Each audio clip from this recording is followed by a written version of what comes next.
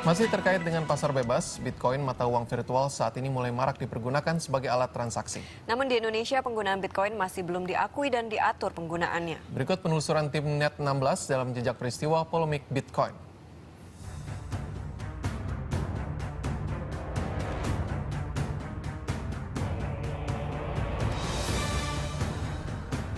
Akhir Oktober 2015, pengunjung Mall Alam Sutra Tangerang dikejutkan dengan ledakan bom di toilet dekat kantin karyawan. Ledakan tersebut melukai seorang karyawan setempat. Polisi langsung bergerak mengusut peristiwa ini. Dalam waktu singkat, polisi mengamankan tersangka pelaku peledakan. Dari pemeriksaan terungkap motif pelaku adalah pemerasan. Uniknya, Leonard Wisnu Kumala, sang pelaku peledakan, bukan meminta uang tunai, melainkan meminta 100 Bitcoin yang setara dengan 500 juta rupiah. Modus pemerasan dengan Bitcoin ini merupakan hal baru di Indonesia. Bitcoin merupakan mata uang virtual yang tidak diatur oleh negara manapun. Mata uang virtual ini dikembangkan pada tahun 2009 oleh seorang dengan nama samaran Satoshi Nakamoto. Yang membedakan Bitcoin dengan mata uang pada umumnya, Bitcoin hanya tersedia di dunia digital. Pemilik Bitcoin terhubung satu sama lain melalui jaringan komputer di seluruh dunia. Kurs atau nilai tukar Bitcoin berfluktuasi setiap waktu. Saat ini di Indonesia kisaran 1 Bitcoin senilai dengan 5 juta rupiah. Bitcoin memiliki sejumlah keuntungan dibandingkan mata uang konvensional.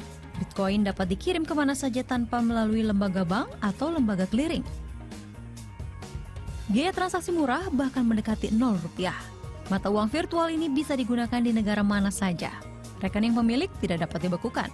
Dan dalam hal transaksi, Bitcoin tidak memiliki syarat dan batasan transfer. Seperti halnya menyimpan uang tunai, dibutuhkan dompet virtual untuk menyimpan Bitcoin. Dompet ini dikenal dengan Bitcoin Wallet. Untuk mendapatkannya, cukup dengan mengunduh aplikasi melalui Play Store.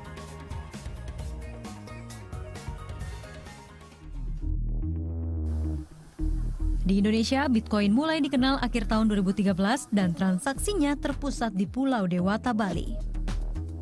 Salah satu situs jual beli Bitcoin terbesar di Indonesia, bitcoin.co.id, mencatat dalam kurun waktu kurang dari 2 tahun, bitcoin.co.id mampu menarik member lebih dari 50.000 orang. Hal ini menjadikannya sebagai Bitcoin marketplace terbesar di Asia Tenggara dengan volume transaksi harian rata-rata mencapai 500 juta rupiah. Bitcoin itu adalah sebuah protokol keuangan, di mana protokol itu sifatnya nggak ada server.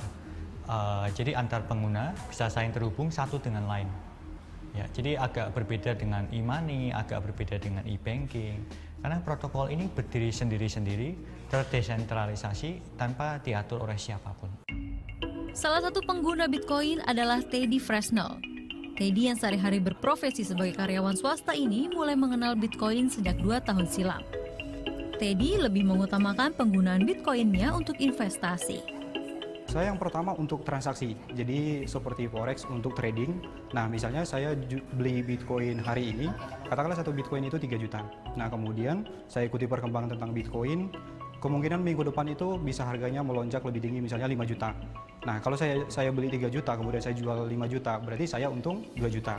Nah, seperti itu aja. Kemudian untuk kehidupan sehari-hari, Bitcoin juga bisa dipakai untuk misalnya beli pulsa, ngisi pulsa, kemudian pulsa listrik. Selain diminati oleh orang Indonesia, Bitcoin lebih dulu diminati oleh warga asing. Salah satunya Gary Dykstra, warga Amerika Serikat yang sudah menetap di Bali selama 2 tahun ini mengenal Bitcoin sejak tahun 2011. Berbeda dengan Teddy yang memilih Bitcoin untuk investasi, Gary lebih memilih Bitcoin untuk transaksi pembayaran. Well, you can use Bitcoin just like any other kind of money, but you walk around with it on your phone, so you don't have to go to the ATM, you don't have to carry around cash. But if you ever lose your phone, you can still recover your Bitcoin. So it's, in a way, it's better than cash, it's more convenient. Bali menjadi pusat peredaran Bitcoin di Indonesia. Bahkan di Pulau Dewata sudah tersedia vending machine khusus Bitcoin yang terletak di kawasan Kuta dan Ubud, Bali. Bitcoin yang awalnya diperuntukkan untuk investasi kini mulai berkembang menjadi alat pembayaran. Beberapa situs jual beli online bahkan menawarkan jual beli villa di Bali dan Lombok dengan menggunakan Bitcoin.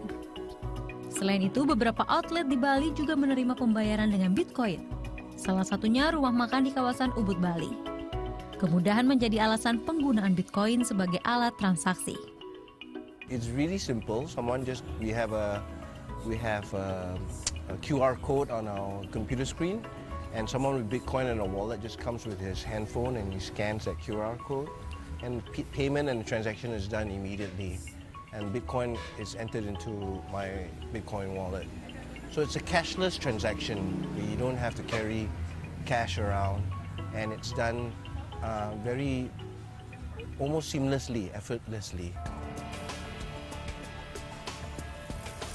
Meskipun Bitcoin memiliki banyak kelebihan dan begitu diminati, nyatanya legalitas penggunaan Bitcoin di beberapa negara masih dipertanyakan.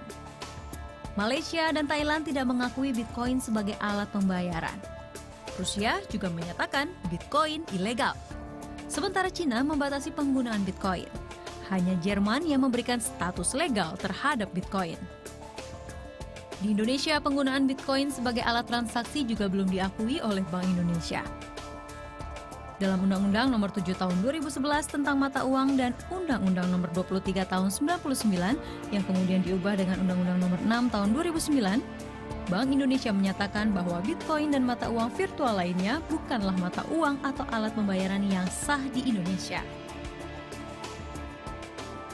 Untuk itu, segala risiko terkait kepemilikan penggunaan Bitcoin ditanggung sendiri oleh pemilik pengguna Bitcoin.